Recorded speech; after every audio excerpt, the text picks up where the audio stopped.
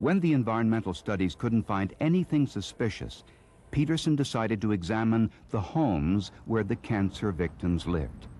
Air, dust, water, pesticides, heavy metals, and radiation from appliances were all tested to see if these homes differed in any way from others. Anything that has been shown in some previous study to have been somehow associated with an excess of childhood leukemia, we considered it. But it was of little help. After 10 years and over $2 million worth of investigation, the Arizona state officials couldn't find anything they could link to the cause of the cancer cluster. But the residents of Maryvale weren't satisfied. My question is, where is this lack of accepting responsibility in? I mean, when is enough enough? It's the same old question, and we never got an answer for that. Nobody'd ever step up to the podium and say, look, yes, you do have a problem, and yes, we do need to fix it. Let's all get together and fix it.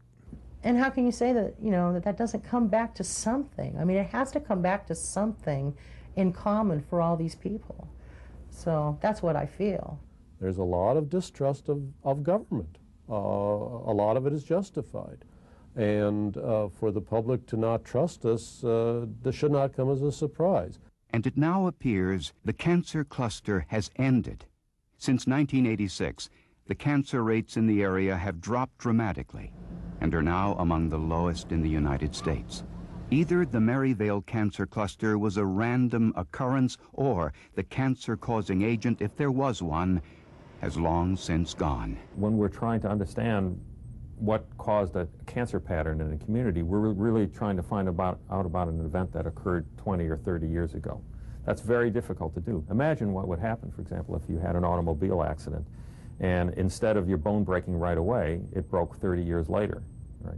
And then when confronted with somebody with a broken bone, you had to think back over all the other things that might have happened to them over the intervening 20 or 30 years. But in another town, thousands of miles away, there was another cancer cluster.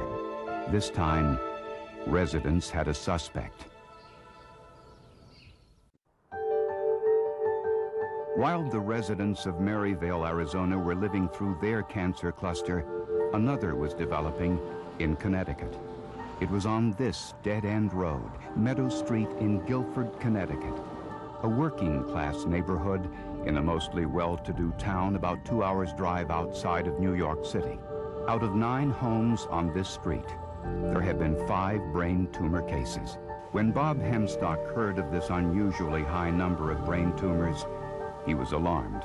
His son and granddaughter lived on Meadow Street. What is it about Meadow Street? That's probably the best question you could ever ask. Really don't know, except you have a lot of illnesses in a very short street. Residents were convinced they knew the cause of this high rate of cancer. They blamed the electric substation. It takes up one side of Meadow Street and sits only 100 feet away from the closest houses. Electrical substations transform high voltage power into lower voltages before going through residential power lines into homes. It's a big, noisy neighbor to the residents of Meadow Street, giving off high levels of electromagnetic energy which frightens even scientific researchers. I wouldn't want to live there. I'll tell you that. I wouldn't.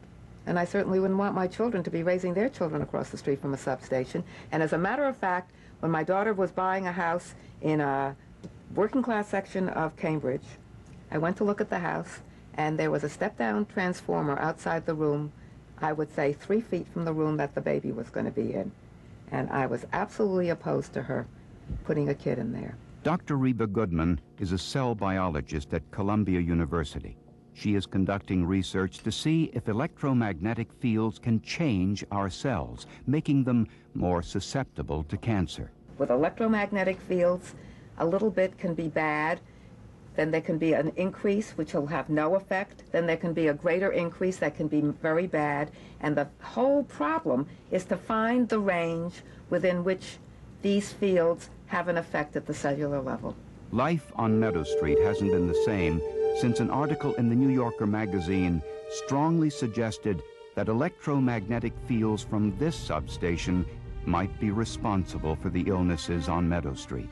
Jack Walston remembers Meadow Street. He grew up there, and when he married and started a family, he bought a house just down the street from his parents on Meadow Street.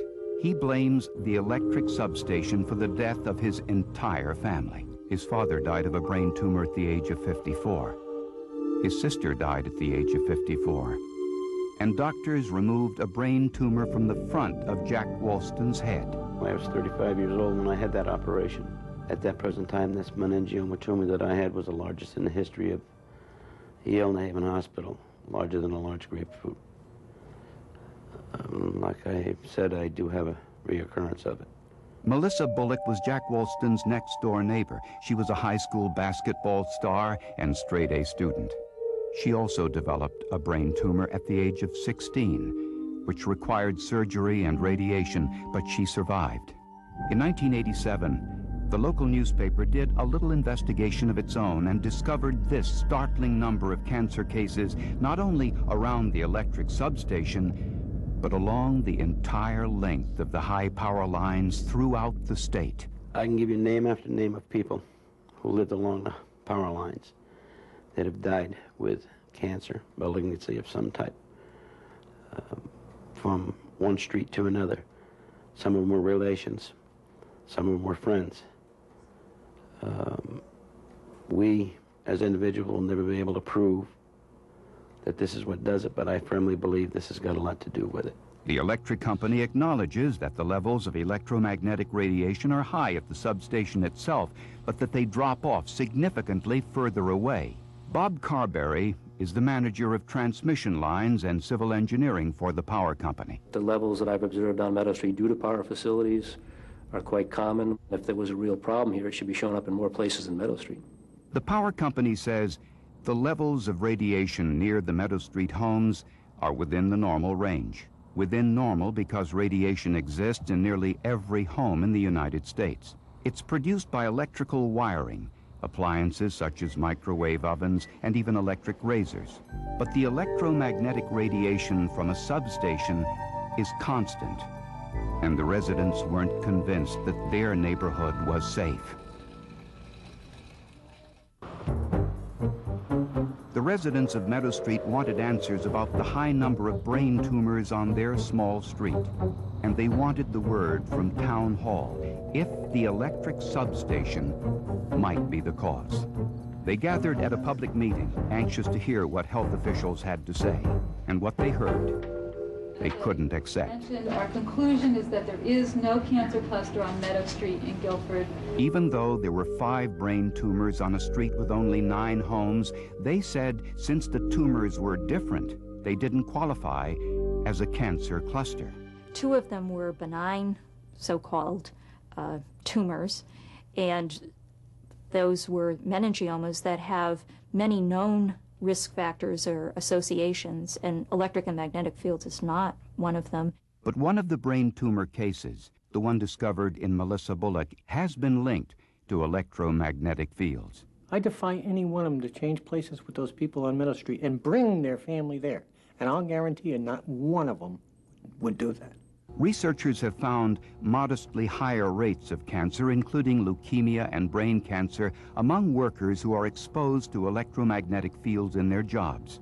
One study found that welders have significantly higher rates of cancer because of their exposure to radiation. There's been some extremely good epidemiology done, and in fact, there's more epidemiological evidence for the relationship between cancer and magnetic fields today than there was when we accepted the relationship between asbestos and cancer back in 1949. But other studies have been inconclusive. One reason why this is a controversial area and why many scientists have refused to accept the epidemiological evidence is because there is no obvious biological mechanism whereby magnetic fields can cause cancer.